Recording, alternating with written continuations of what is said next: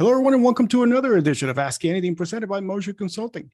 I'm your host, Angel Leon, Mosher's Director of Personnel.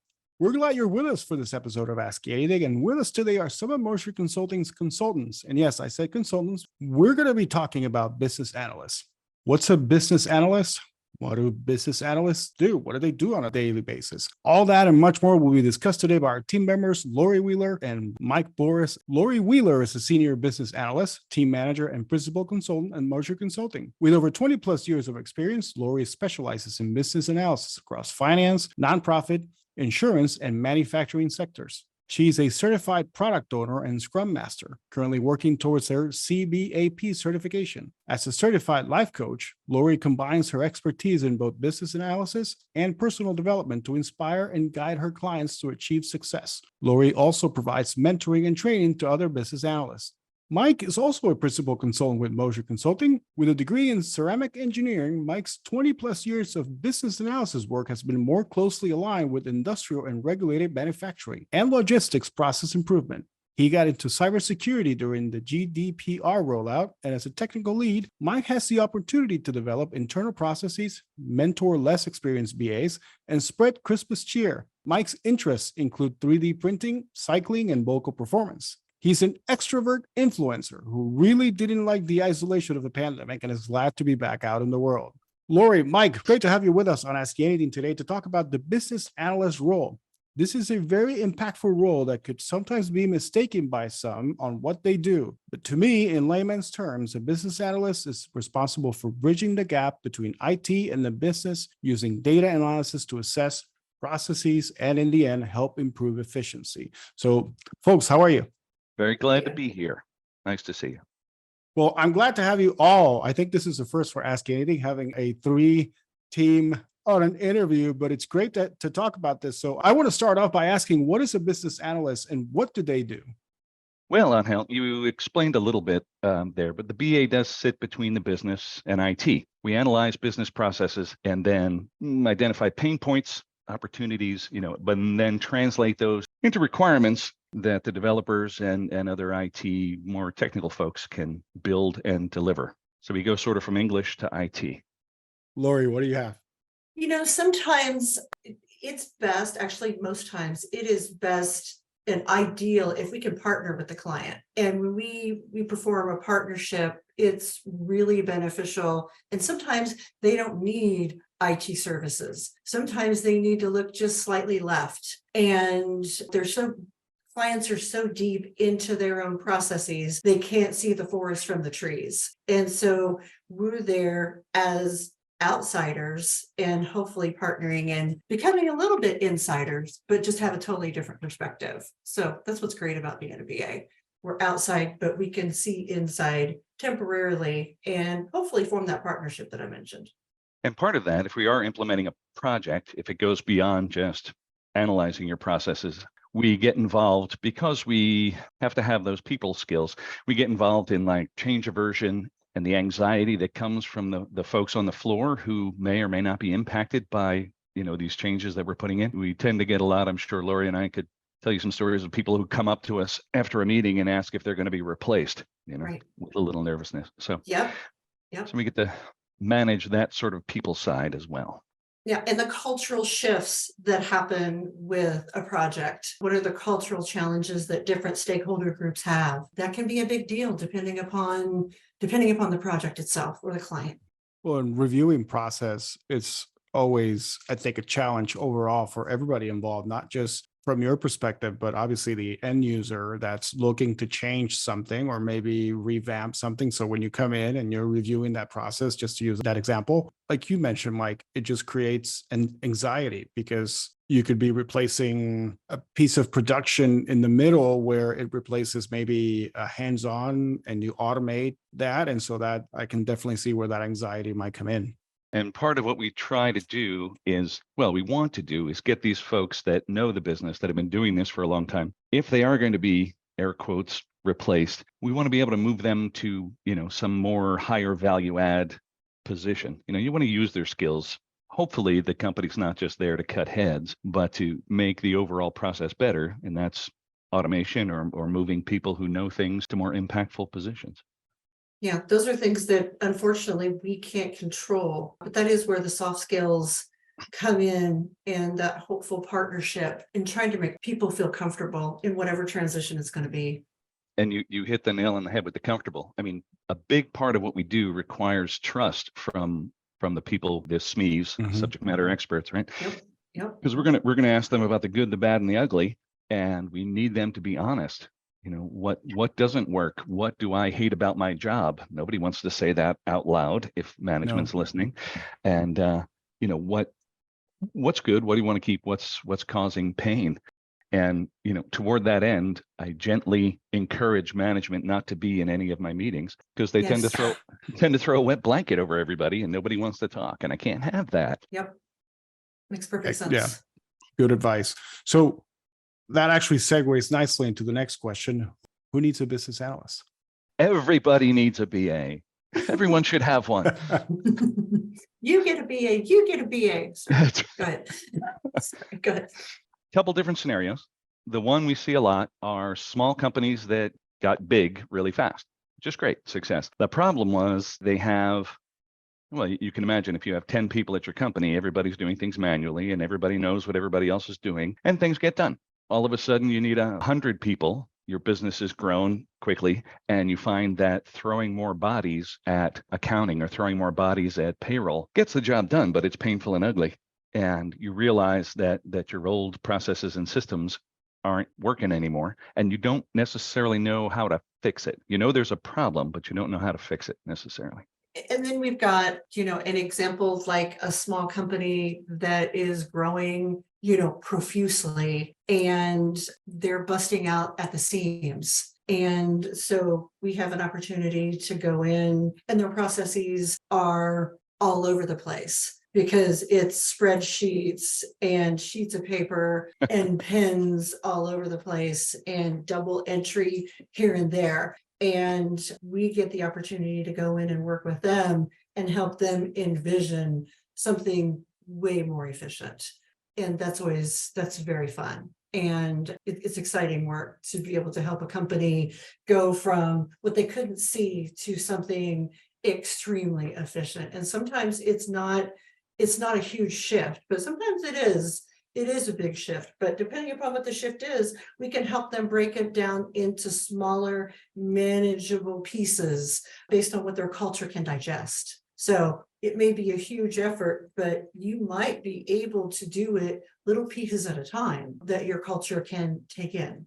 So you both bring in great different points, because from a micro, when you have a small company, like Mike was saying, and you just grew, versus the macro when you have a bigger company and you're trying to then look at the different things that are already in place versus what you need to maybe be successful at that growth stage. Those are two different paths.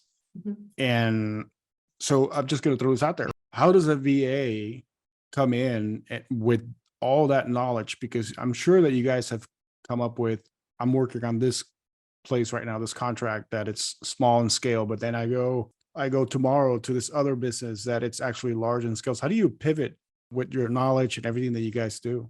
Having a very short attention span helps. I tell people this is the best job ever because I can quit my job and not really quit my job. I just work for different companies every once in a while. And for someone with, an interest in learning, going from company to company with different, Lori mentioned a couple, right? Insurance and manufacturing and finance and everything across the board. Airlines, I worked on some airline projects. It's great. You don't get bored. But that said, you do have to come in and treat each situation differently. And that's where we really are different from what you might consider a normal sort of IT consulting service or people, in that we don't have a language and we're going to write these things out in a list and this is the way you do it and this is the way it's always done, or this is the best way to do it. We tend to be a lot more squishy. We've got to come in and take the temperature and feel out the crowd and see what they think they want, what they really need, and how that's going to go over. And that's, for me, I think you mentioned in my bio, the pandemic. That's what made it really hard for me, because as they say, you can't read the room on a Zoom. So it's really hard for me to sit in a meeting with folks and try to get the feel for the attitude, the intent of the crowd while I'm staring at mostly black squares because they don't turn their cameras on either. So, Yeah. so I don't know. How do you come in, Lori, and figure out what to do?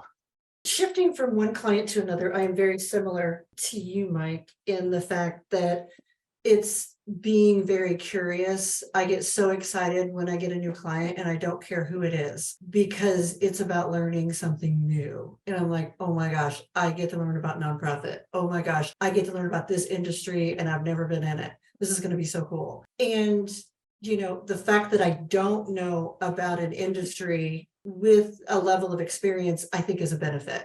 I think it is a benefit to a company because I can come in with extensive amount of business analysis experience and come in with a totally different perspective in what their needs are. So I know that there's a popular opinion sometimes of, well, we need a BA that has insurance background or finance background. I don't know that that we can be totally objective sometimes if we've had that backgrounds. So I enjoy going into places where I don't know, but that's my 2 cents.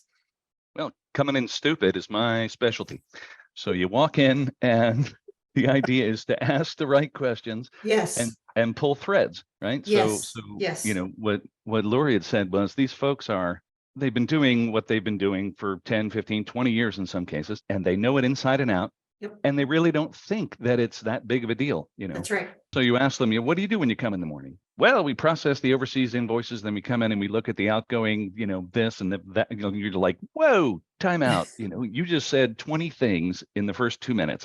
And I think it's good as well, like Lori said, to not be intimately familiar with what they're doing because you ask them to teach you, you know. That's right. You said you look at the overseas invoices. What does that mean? What do you mean look at? What if you don't get them? What if they don't come in the morning? What if, you know, some are missing? And you pull that thread, and often they're surprised at how many steps or how much they do because they don't think about it anymore. And that's the sort of detail that we need because I said we've got to find the painful and the ugly in their process. Yep. Try to make it better. 100%. I agree with everything you both said because I think it makes you more curious if you don't have that baseline knowledge of where you're heading. And it kind of then leads to ask the questions like Mike was just saying, like on a simple process that you ask somebody what they do every day and then they describe it. And then you kind of pick up on something that just makes you curious. Okay, so what do you do this? Like, what's the meaning behind you doing this? What happens if you don't get it? What happens if there's 100 and you normally get 10? What do you do then? And that does help with that partnership with that client.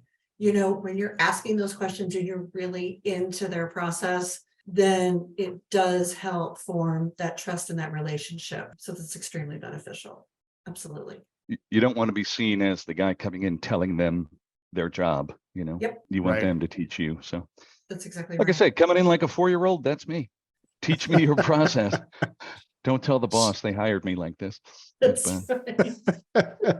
Why do people think they don't need a BA? Everybody thinks they don't need a BA. How do we do this? I mean, for one, they don't know what we do, which is why we're here, right? Mhm. But jump in, Lori, with some of these, but you know, they don't see the value in figuring out what their process is.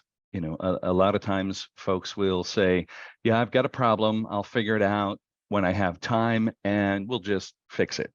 Great. Well, you know, if that's an ERP system and you're looking at an accounting process or something, you're not going to whip that up No, between 4 and 5 o'clock when you go home. exactly. And, you know, so they think they can, I don't want to say this sounds bad, right? But they think they can do it themselves. And it's hard to say, no, you can't. And you have to pay money for somebody to do it for you. And that's where we need to sell the value of this. And it's difficult to quantify because, like I said, things are kind of squishy. And if I say I'm going to come in and talk to your people and ask a lot of questions and then bill you for it, they're less likely, I should say, to jump on that. So we really have to, I don't want to say quantify, but you at least have to solidify what it is you're going to deliver in this. And I mean, some people know what they want. I've had a couple clients where I was hired by a manager or whatever IT who said he just needed ammunition to go into the CIO's office to ask for a project. He can't go in and ask for $1 million unless somebody from outside the company says you need to do a project for $1 million. So he had me in and say, find all the bad and ugly parts and document it so I can show it to somebody who can give me money to do a project, With what we do, depending upon the complexity of the project or just in general, the devil's really in the details. Because sometimes they think they can do this themselves, and then they're in and they're like, oh, holy cow. I didn't realize it was gonna be like this. I didn't realize I needed to go to this detail. And the value in folks like us going in and asking what your current state is, and then possibly putting together a proposed future state, that sometimes when we talk to clients about that really want to do it themselves, it's like, that's overkill. We really don't need that. Well, once you get down this path yourself and think you can do it yourself, you kind of do, because that's where you find gaps. And so they may have the ideas, that's what they get paid to do, that, they have a job and they want to improve it, and they may have no idea, or they may have some idea, or they may have the entire idea, and that's all awesome. But we can help them no matter where they're at. We can help them cultivate that, draw it out in one way or another, and then execute it in a way that makes logical and even cultural sense for their organization. Yeah, occasionally there's a diamond in the rough where it's somebody who knows that they're going to be in trouble, and they ask before they get there. And they're like, I'm going to end up, expanding my business like crazy, or we're going to buy another company. And I know I'm not going to be able to swallow that elephant. So help me figure out how to take bites of this thing. And that's great, because then you really partner and you really get almost an open playing field of saying, okay, what do you think is going to happen? Let's build towards that. And let's define what that future state is. And future state's fun. And It's very fun. Yeah. Oh, super fun. And I want to go back to something you mentioned, Lori, about when you guys get called over and you start going through the process, and then they kind of realize, oh, hey, maybe we don't need you for this. But then what you said, well, this is exactly the moment when you do need us for this, because now you've realized what was wrong, but you still needed our help to figure it out. Now you need our help to basically streamline that or make it a better process overall. So how many times have you seen that and gone, yeah, I told you so? Oh. You know what? It's all about being gracious. I mean, I got that before I was even a consultant. I was in larger organizations where they didn't want to use a VA, and they thought that they could do it themselves. And we end up being the fix-it people, unfortunately. And I don't know about you, Mike, but for me, it's about, once I go in, or Mike may be the I told you so person, but it's going in and it's using the soft skills for me. It's understanding what's been done up to that point, and then trying to be uber respectful without saying, I told you so, and then somehow trying to bring it around to, this is what we can do to fix this, and this is what we can do in the future to try and bring it home, that we can fix this and we can help you get aligned so it won't happen again. A lot of times when you have somebody who thinks they can fix it themselves, a company that thinks that, you find that what they say they want and what they really need are two different things. Yes. I'm not saying it's not a real example. Wow. One of the process steps we found out at a client, they literally would put these stacks of paper on a cart and wheel this cart into the next, room, building, whatever. And their process improvement was to get like a motorized cart so we could go faster to the other building. And look at them and go, okay, so that's a process improvement for like a really bad process. Let's not polish that one. Let's he said, what you really need, and this is where sort of the interpretation and understanding of from the IT side comes. He said, what you really need is the information that's on these pieces of paper in the hand of whoever's in that other building. They don't need paper. They don't need a cart. You don't need to wheel it to them. They need the information that's there and get it over there. And a lot of times you see their eyes open up and go, yeah, we've just been pushing paper for the last 20 years in a cart. So that's how it's always been done. How do you like hearing that, Lori? Well, we've always done it that way. Exactly. And Mike hit the nail on the head. Sometimes clients or end users in general come and say, we need this. And they actually tell us exactly the recipe, what they want and how they want it. And our key questions or our responsibility is to ask them why. And like Mike had mentioned, pull that thread to find out exactly why. What are they trying to get to? And not ignore what they think they need, but just trying to get to why do they think they need it. And then a lot of times it's possible they already have it figured out. Yep. But most of the time not, because if they've already had it figured out, they wouldn't be calling on us. And with all due respect, So it's Never realized why I've never walked into a client who was doing it right. Because if they were, they wouldn't call, would they? Huh. Right. I never made the connection. they're doing, clients are doing what they do best, and they need, which is whatever it is that they do. And they need our help in improving their processes. And Yeah. it's all good. So that also segues to my next question. What's the risk of not using a BA? Because we've talked about how to get there, how to get to that point on the need of it. I think we've kind of glossed over what's that risk? What does that look like? You end up with a fast cart instead of With information. a motorized cart. That's right. And it's a beautiful little cart, but it's not what you needed. Yeah. Well, Yeah, just a process that, or whatever you're doing is suboptimal, or you're in the middle of something that you decided to self-implement and you're stuck.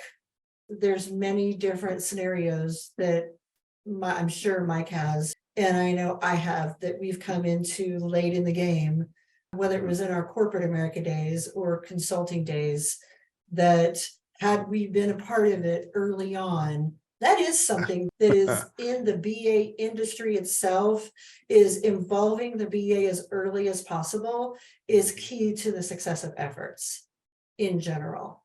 The earlier you bring the business analysts in, the more that they can be of value throughout the whole effort, depending upon what it is. That makes sense. So how would they know that they need a BA at that particular moment? I'm just curious, because I agree everything you said about coming in earlier during certain processes. I use the same thing in HR. That's what I always tell our team managers and directors. Like, if you involve us, the sooner you involve us, the better it's going to be overall in the process. Absolutely. It's the secret recipe of when to let them know. God bless them. I think this is, and I'm a manager, so I know, I think this is the thing that managers, that nobody tells us, is when is that exact point? well, I mean, it's the bane of everyone's existence, right? If we knew when to do everything at the right time, we'd all be rich and famous, if that's what we want to be. Yeah. We'd be on a podcast telling people how to do our job. That's why we have a job, right? I mean, it would be great if everybody brought us in up front. We could deliver faster. We could help the developing, developer side of the house understand what they need to do better. We could help them, test that better. We can help them implement that better. I mean, that's sort of that squishy side, right? Where we have the people skills. I've actually explained it directly to clients as manipulation, in that I'm not above. I mean, I told this to management types, and we sit down and do, a kickoff or an introduction. I said, I'm not above making you the bad guy. We have to make sure that whatever we do or whatever we're proposing is not just rejected out of hand because it's change, right? Or I can't have people who are not helpful in answering my thousands of questions because I'm not going to be able to get you what you're paying me for. And I've used, and I'll call it manipulation. I've sat down with a SME and said, I know you hate this. I'm asking you lots of questions. I'm taking up time in your day. I know it's horrible, but look, that guy upstairs, that jackhole up there that with the oak paneled office, he said, we got to do this. He told you to do it. He told me to do it. So let's just get together and we'll do this. And then we'll get him off our back and we can all go home happy. And, the enemy of my enemy is my friend. Is that what it is? Yeah. Yep. Enemy's strong, but, we get in there and do that. And that helps. Boy, that's a sad way to build trust, isn't it? By manipulating people. But hey, if it was, I'm doing it for good, right? We're doing it. I was brought in, this has happened multiple times, being brought in to a project where the solution decision had already been made. Yeah. And had I been brought in sooner, their existing solution had the functionality of what they wanted. It just needed to be embellished. And so, or nobody researched it to pursue the existing solution. So they spent 6 figures in a new solution. And that's happened multiple times. So with multiple clients. And it's hard to go in and recommend, hey, don't No. use that software you just spent $200,000 on, you know? Right. Yeah. Maybe they wanted to refresh anyway, but they didn't, it wasn't put out there. They Yeah. didn't have that choice. And that gets, to one of our deliverables up front, whether we're the requirements gathering BA portion of a large implementation project where we're upfront and feeding developers, or if we're just brought in to analyze the process and provide recommendations, the recommendations we give aren't always have Mosher build you a custom application, or do this. We're honest. And, I had a client who was literally crushing a woman who was using QuickBooks to do payroll. And she was working 6 days a week, 10 hours a day, trying to keep ahead of this and couldn't get her head far enough above water to make anything better. And the recommendation there was, look, just time out. I know you can't stop payroll, but you need to bring in and provide training. You have a tool, they were using QuickBooks. It would do everything that she was doing manually. So set aside some time somehow, because it's valuable, and provide training for this. And you can use the tool you have and do it 100 times better. It's going to be cheaper. Sure, we could build you QuickBooks, but that's not the answer. The answer is use what you have and do that. And did I strand Mosher and not getting business there? I don't know. I hope I built a relationship with a client who'll call us back when they get that part of their business sorted out and they need help elsewhere. Agreed. Yeah. I couldn't have said that better. And that takes us to the next question, which you mentioned the word deliverable. Mm-hmm. What do BAs provide or deliver? Lots of words and PowerPoint, and then we just back slowly out of the room, and everybody scratches their head and goes, yeah, what did we pay for? I forget. Yeah. No, we've got deliverables, don't we, Lori? Of course we do. You sounded so convincing. Okay, let's just run down the list. Okay, so we'll think about pieces of paper or slideshows that we need to provide at the end of an engagement. So we come in, we do business process model of your current state, right? We go through and we figure out, we identify pain points in that current state. We identify opportunities in that process, right? So we're looking at your current state, finding the holes that we may need to go to. Oh, good point there. Little diversion on my part. Clients only have X amount of dollars that they can spend on this project. And if they end up focusing on part of the process that, needs some work, but is not high value add or is not a gaping hole in the project, then we've done them a disservice. So we need to be able to prioritize these opportunities and these pain points to come in and say, look, if you only have $10, put it here and not over here. And this will give you the most bang for your buck. And so we've got to identify those things.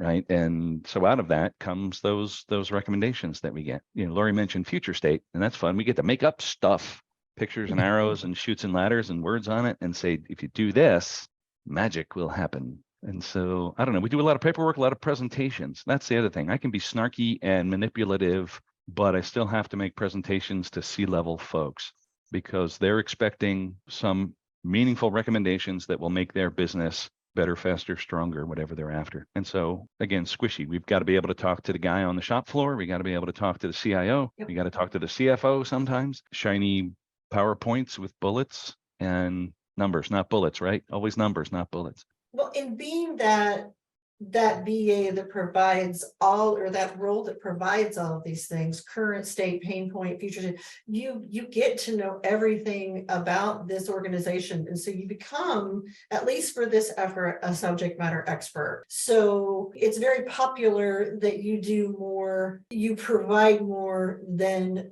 the documentation. Sometimes you're asked to either perform or facilitate like user acceptance testing. Sometimes you're doing training, you're either putting that documentation together or you're actually facilitating training, tech writing. There's all kinds of things that BAs, because of their different variety and category of skills, that they could be pulled to do. And depending upon the level of business analysts that you're working with.